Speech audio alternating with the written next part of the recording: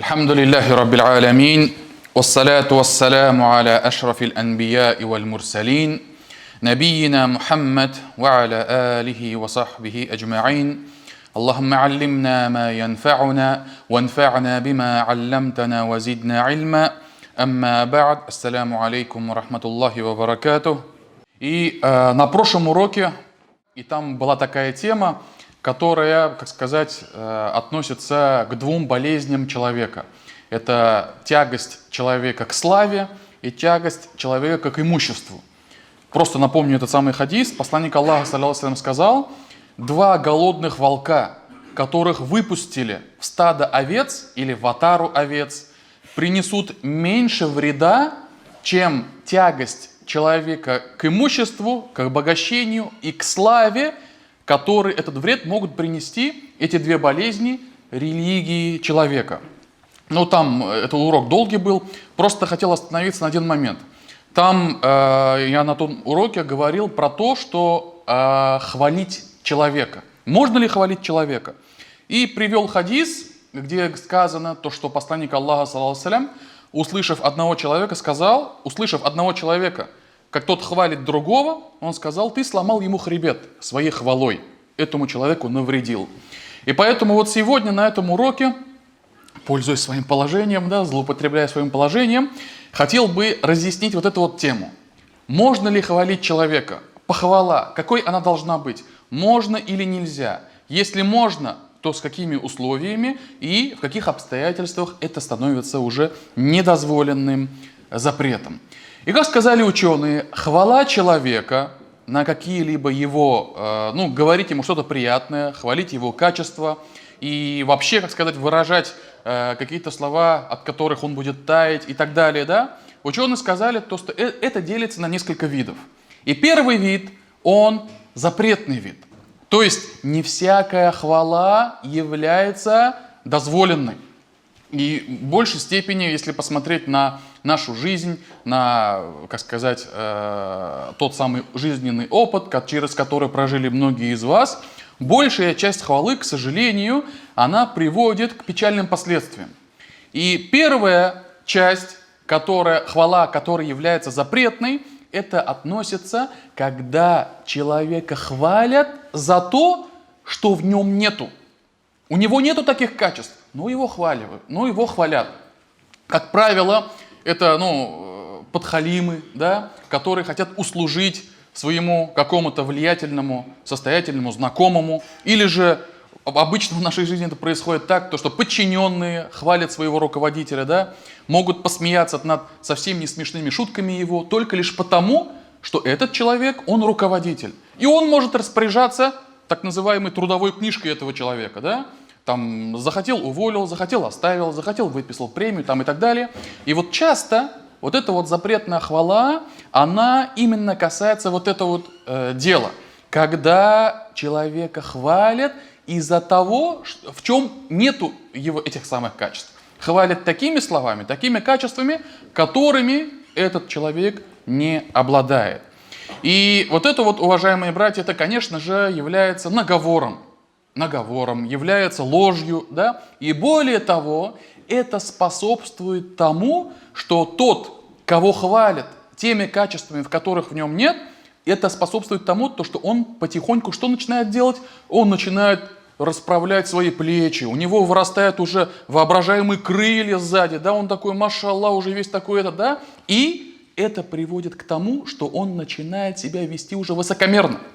В нем проявляется или же пробуждается высокомерие. И он начинает ощущать себя таким, каковым он на самом деле и не является. Более того, даже если кто-то обладает какими-то хорошими качествами, вот это его качество хорошее, не должно приводить к тому, что его нос потихоньку к небу поднимается. Его высокомерие. Он начинает превозносить самого себя над остальными людьми. Вот это вот недозволено. Почему? Потому что этот человек, который начинает считать себя лучше, чем остальные, он в итоге доходит до той точки, когда он уже начинает соревноваться с Аллахом. Вспомните фараона Мусы, который говорил людям, пользуясь своим положением, своим имуществом, своим влиянием, он стал говорить людям: я являюсь для вас высочайшим Господом. Так ведь? И также тот царь, который спорил с Ибрахимом, алейхиссалям, да, который говорил, я захочу убью, захочу оживлю. Да? То есть там возьму какого-нибудь преступника, которому был вынесено решение смертной казни, и освобожу его от этой смертной казни. Я ему дарую жизнь. А захочу, любого человека поймаю, да, и моментально приведу в исполнение смертную казнь. Дарую ему смерть. И тогда Ибрахим, алейхиссалям, как ему ответил? Мой Господь, он что делает? Он делает так, что солнце восходит с востока. Сделай же ты так, чтобы солнце взошло с запада. И тогда, конечно же, стало ясно, что этот царь, он находился в неверии, в неведении, и таким образом он показал свою ложь, свое лживое положение. И поэтому, уважаемые братья, хвала, которая относится к человеку тем качествам, которые в нем нет, либо хвала, которая делает человека таким, что он после этого начинается гордиться самим собой, обольщаться самим собой, вот это вот запрещено. И сообщается то, что Абдуллах ибн Умар, это сподвижник, один из самых знающих сподвижников, сын Умара ибн аль-Хаттаба, когда в его присутствии, в его маджлисе, один человек начал его хвалить. Начал ему говорить там, о, такой-то, о, там это, да. И действительно, Абдуллах ибн Умар, если говорить о его достоинствах, то можно там читать и писать огромные книги, да, потому что это один из видных сподвижников, он оставил очень большой след в истории, да, ислама, и очень передал много хадисов, да. Его вклад в развитие ислама, дават и так далее, да, он неоценим. Но, когда его похвалили, он что сделал? Он взял в руки пыль, землю, да, и сказал: я слышал, как посланник Аллаха, саллаллаху алейхи вассалям, говорил: бросьте землю в лица тех, кто часто хвалит. Маддахин. Маддах — это тот человек, который, ну, постоянно, везде всех хвалит, кирек булганда, кирек булмаганда, да, все это говорит. Бросьте, говорит, в их лица землю. И после этого он взял горсточку земли и бросил в лицо, прямо буквально, да, этому человеку за то, что он его хвалил. И ученые сказали, здесь в понимании этих слов «бросайте землю, песок в лица тех, кто хвалит», ученые разделились на два мнения. Кто-то из них воспринял это буквально, то есть действительно, если кто-либо там хвалит постоянно, да, и то есть не контролирует самого себя постоянно, как бы говорится, да, выражает похвалу, тому, говорят, действительно нужно буквально бросить. Другие же ученые сказали: нет, здесь смысл не буквален, а именно в том, что если человек так поступает рядом с тобой, останови его. Скажи ему то, что это уже чрезмерность, это уже слишком, не нужно, да? Потому что, по сути, хвала человека, она должна быть как соль в супе, да? Немножко, чуть-чуть побольше добавишь, все, ты суп испортишь, его уже не будет невкусно есть. Поэтому нужны определенные границы, через которые уже переступать нельзя. И поэтому, уважаемые братья, вот этот вот хадис является примером того, что не нужно погружаться в похвалу. Второй же хадис, когда у пророка, саллаллаху алейхи вассалям, также находились сподвижники, и один из них похвалил другого в присутствии посланника Аллаха. И посланник Аллаха, саллаллаху алейхи вассалям, услышав это, сказал: «Вейлак ката'та унука сахибик, ката'та унука сахибик». Горе тебе, о такой-то, ты поистине сломал хребет твоему другу. Сломал хребет твоему другу. И после этого, повторив это несколько раз, он продолжит: но если кто-либо из вас окажется в положении, то, что нужно восхвалить своего брата, то пусть скажет: «Ахсабу фулянан валлаху хасибуху, валя узакки аля Аллахи ахада, ахсабуху када ва када, инкана я'ляму залика минху».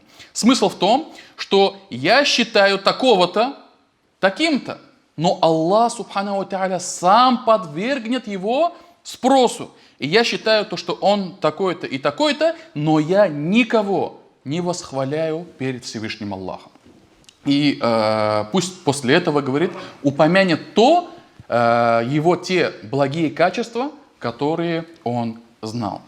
И вот этот вот хадис, уважаемые братья, показывает нам, что посланник Аллаха, саллаллаху алейхи вассалям, говоря ты сломал хребет своему брату, да, он говорил от обстоятельств, от ситуации, да, то в данной ситуации эта хвала действительно могла отрицательно повлиять на другого человека. Да? Но если все же тебе нужно будет это сказать, то не превозноси его, не восхваляй его, не говори «Машаллах, букаши шунды изга». Этот человек такой праведный, да? Он, наверное, уже, ему точно гарантировано место в раю, допустим, да? Или же «Машаллах, это такой человек, он такой храбрый, он такой щедрый, он такой, да? И наверняка ему уже у Аллаха уготовано то-то и то-то». Вот этого быть, говорить, не должно. Посланник Аллаха говорит, если скажете и добавьте «Валлаху хасибуху», Аллах сам подвергнет его спросу. И в качестве примера нужно вот привести, да, два хадиса, я хотел бы вам сказать. Один я уже упоминал ну, вы наверняка слышали до этого тоже. Однажды сообщается то, что Абдуллах ибн Мад'ун, сподвижник, когда заболел и после этого умер. И когда собрались в его доме, да, и зашел туда посланник Аллаха, саллаллаху алейхи вассалям, одна из присутствующих женщин сказала, обращаясь к Усману, покойнику, и сказала: «Рахматуллахи алейка Аба Саиб, да смилуется Аллах над тобой, о Абу Саиб, фашахадати анна кад акрамака Аллах». И я свидетельствую, что Аллах уже тебе даровал благо, карам. Аллах Субхану ва Тааля уже тебе даровал благо. И услышав эти слова, посланник Аллаха, саллаллаху алейхи, сказал: откуда тебе известно, что Аллах уже ему даровал благо? И она сказала: ля валлахи, да, клянусь Аллахом, я не знаю этого. То есть уже, как сказать, увидела то, что посланник Аллаха, саллаллаху алейхи, ему не понравились эти слова, остановилась и сказала: я не знаю. И тогда посланник Аллаха, саллаллаху алейхи, сказал: амма хуа факад атаху лякину мир рабби. И этот человек, Усман, сподвижник, который лежит, да, ему уже пришло от его Господа то, что ему было предначертано. И я желаю, надеюсь, что Аллах дарует ему благо. И клянусь Аллахом, не знаю, даже я сам, что со мной произойдет и после смерти, и то, что с вами произойдет. И услышав эти слова, эта женщина сказала: «Валлахи ля узакки ба'даху ахада».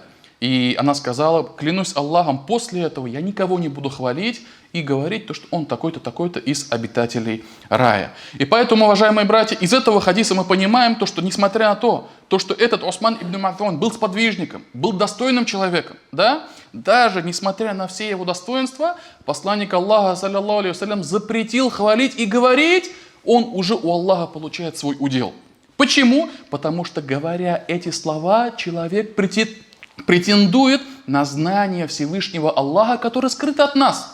Потому что в этом мире живущие из нас, никто из нас не знает, что с нами произойдет в судный день. Мы желаем, мы надеемся, мы делаем дуга. Даже вот это вот слово «мархум», это на самом деле смысл «мархум», помилованный. Это не констатация факта, это дуга. Мы делаем, пусть будет мархумом, пусть Аллах Субхану ва Тааля над ним смилуется. И поэтому из адаба к покойнику, когда мы слышим о словах смерти, да, мы не должны говорить то, что он уже наверняка 100% в раю там и так далее. Это противоречит вероубеждению ислама. Мы должны желать: о Аллах, смилуйся над ним. О Аллах, сделай его могилу широкой. О Аллах, наполни ее светом. О Аллах, сделай так, чтобы его могила была райским садом и было открыто окно в рай. О Аллах, сделай его из обитателей рая. Собери нас и его в раю вместе. Вот подобные желания, подобные дуа. Однако говорить на 100%, отрезать, да, то, что такой-то в раю или такой-то в аду, может лишь тот человек, который на 100% знает, что Аллах Субхану ва Тааля так решил, так поступил. Фараон Мусы, на 100% мы знаем, то, что он в огне. Так ведь Аллах Субхану ва Тааля сам об этом говорит в Коране. Абу Лахаб, который враждовал с пророком, саллаллаху алейхи вассалям, мы знаем, он 100% в огне. Об этом ниспослана целая сура. Понимаете? Сподвижники, 10 обрадованных при жизни раем, праведные халифы и так далее, они в раю. О них пророк Мухаммад, саллаллаху алейхи вассалям, сообщил. И поэтому, уважаемые братья, хвала человека не должна претендовать на знание Аллаха, о сокрытом знании Аллаха. И еще другой пример. Однажды в день битвы сподвижники увидели, как на стороне мусульман один из людей очень сильно и храбро воевал, храбро боролся. И так сильно удивились его храбрости и сказали, да, этот наверняка, начали его хвалить и сказали, что наверняка он из обитателей рая. И когда услышал это посланник Аллаха, саллаллаху алейхи, он сказал: нет, он из обитателей огня. Этот человек, который борется среди мусульман, который проявляет храбрость, из обитателей огня. И все присутствующие тогда удивились: как, субханаллах, разве такое возможно?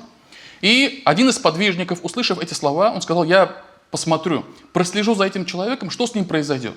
И на следующий день, когда битва продолжилась, да, и шло жаркое столкновение, этого храброго воина ранили. И ранили так сильно, у него были очень большие боли, то, что он не вытерпел эти боли и поставил свой меч рукояткой на землю и сам своей грудью напоролся на острие этого меча. То есть сам себя убил, сделал самоубийство.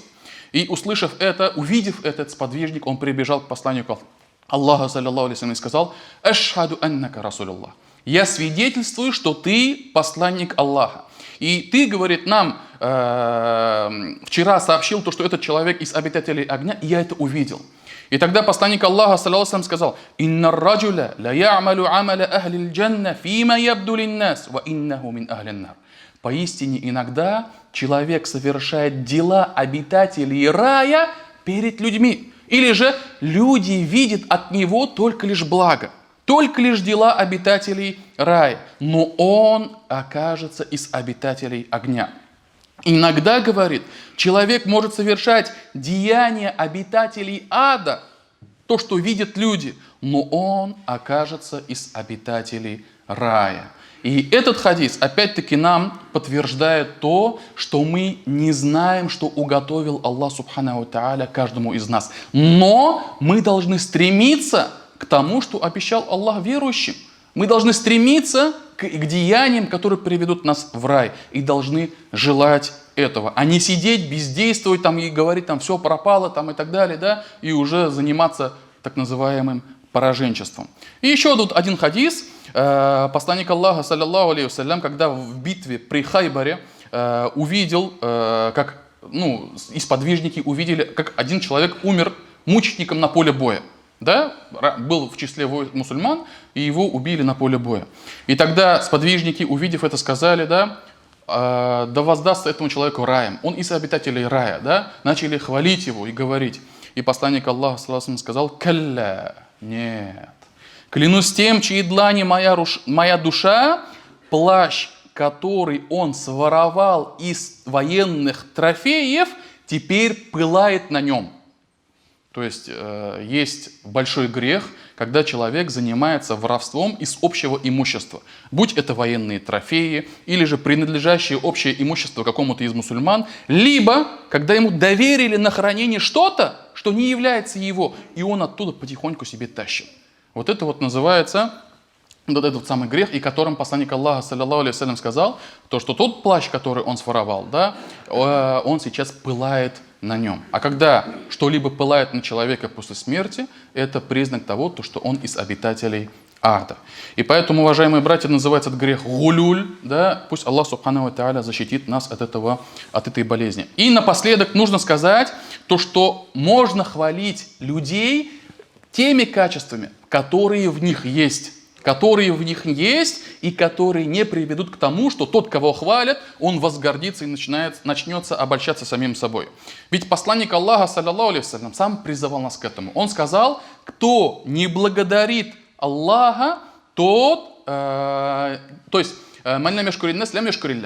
кто не благодарит людей, тот, который не умеет говорить спасибо за то благо, которое ему сделали, он, по сути, и не будет благодарен и Всевышнему Аллаху. И поэтому благодарить, хвалить и говорить, что тем качеством, что в этом есть, это как раз-таки и то, что мы должны делать. И поэтому даже вот многие мудрецы говорят, да, если тебе сделали какое-либо благо, помни об этом век. Тот человек, который сделал тебе что-то хорошее, помни об этом, не забывай. Всегда старайся отплатить ему намного большим. Но если ты кому-то сделал какое-то благо, забудь об этом сразу же. Сделал, все. И дальше жизнь продолжается, не вспоминай об этом, не перебирай в своей памяти, машаллах, как же хорошо я поступил там, да? Или же при встрече напоминаю ему об этом и говорит, а ты помнишь там так-то, так-то, да? Ну что, как там та рубашка, та одежда, которую я тебе дал, ну что, покушали, да, вот я тебе садака дал, что там, семью накормил, да? То есть вот так вот делать и напоминать о своем благодеянии недопустимо. Это называется миннаткалу, делать минна. Аллах субхану ва тааля про это в Коране говорит: «Ямуннуна алейка ан асламу, куль ла тамунну алейя исламакум, балиллаху ямунну алейкум ан хадакум». Бедуины, которые пришли к тебе, они будут тебя попрекать, напоминать тебе: «О Мухаммад, мы стали мусульманами, мы вот мусульмане, да?» И Аллах говорит: скажи им, не попрекайте меня этим, не напоминайте меня этим. Поистине Аллах вас облагородил, когда даровал вам иман. И поэтому не нужно, когда что-то хорошее совершать, напоминать и говорить об этом. Потому что это может уменьшить награду того, что вы сделали. Более того, он даже вообще перед Аллахом может стереть это благое дело. Потому что, по сути, это может превратиться в какую-то показуху. И поэтому сделал, позабыл. То есть, то, что от меня требовалось, я сделал, а то, что требуется от человека, которому совершили благое дело, это уже его дело. Это уже его дело. Похвалил он, не похвалил, спасибо сказал, не сказал, да? Это уже он сам будет отвечать перед Всевышним Аллахом. И каждая из сторон должна делать то, что ей предписано. И последние два примера, и на этом завершу. Посланник Аллаха, саллаллаху алейхи восхваливал, хвалил своих сподвижников. Умар ибн аль-Хаттаба, да? Однажды, когда женщины собрались у посланника Аллаха, саллаллаху алейхи, и он делал какие-то им наставления, да? Женщины вдруг начали поднимать голос и что-то выражать, какое-то свое недовольство. И когда вдруг постучался Омар, чтобы впустили его, Умар зашел, и женщины сразу же замолкли. Сразу же, как сказать, остановились, да? И Омар говорит: вы что, говорит, делаете, да? Вы, говорит, не стыдитесь посланника Аллаха, саллаллаху алейхи, ему выражайте свое недовольство, говорите что-то, да? А когда я зашел, меня сразу испугались. Наоборот, говорит, должно быть, да? Кто я такой Омар и кто такой посланник Аллаха, саллаллаху алейхи. И посланник Аллаха, улыбнувшись, да, заулыбался, рассмеялся. И Омар сказал: да продлит Аллах твою радость. И тогда посланник Аллаха, сказал: Омар, когда, говорит, ты идешь по улице, шайтан, говорит, видя, где ты идешь, он избирает другой путь, боясь тебя. То есть вот ты идешь, если, говорит, тебя видит шайтан, он уходит, говорит, в сторону и берет себе другой путь. Это, конечно же, и одно из достоинств, которые мы должны чтить и помнить, когда мы читаем что-либо о Умаре ибн аль-Хаттабе. И второй пример – Абдуллах ибн Умар, сын Умара ибн аль-Хаттаба. И сестра Абдуллы, она была замужем за пророком, саллаллаху алейхи, и он своей жене Хафсе передал про этого сподвижника Абдуллах ибн Умара и сказал: какой же прекрасный этот человек Абдуллах ибн Умар, если бы он еще и ночью совершал тахаджуд. То есть он хороший человек, но если вот он еще и ночью тахаджуд будет совершать, это, как говорится, уже будет выше всяких похвал. И после этого, услышав эти слова, Абдуллах ибн Умар, он очень мало, только лишь пропускал ночные молитвы и большую часть ночи проводил именно в тахаджуд намазе. И на этом мы с вами остановимся. Иншаллах, продолжим на следующих уроках. Субханак Аллахума бихамдик, ашхаду ан ла иляха илля анта, астагфирука ва атубу илейк.